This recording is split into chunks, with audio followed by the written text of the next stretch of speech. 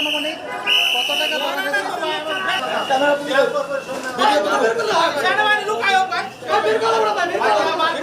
আমরা এই মুহূর্তে যে জিনিসটি দেখতে পেলাম, আপনারা জানেন যে ছাত্ররা আন্দোলন করেছে এবং সরকারকে উৎখাত করে যে নতুনভাবে দেশ গড়ার চেষ্টা করছে, সেই চেষ্টা কিন্তু তাদের এখনও অব্যাহত রয়েছে। অর্থাৎ সরকার পতনের পরও তারা সমাজ গড়ার, যে সমাজের দুর্নীতি অনিয়ম, সেই অনিয়মগুলো তারা বেছে বেছে বের করার চেষ্টা করছেন।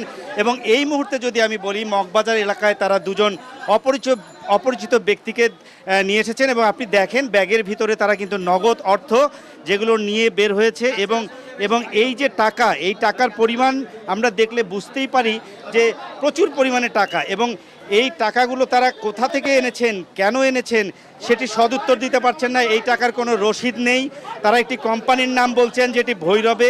এখানে কিন্তু আমরা কিছু খাতাও দেখতে পাচ্ছি।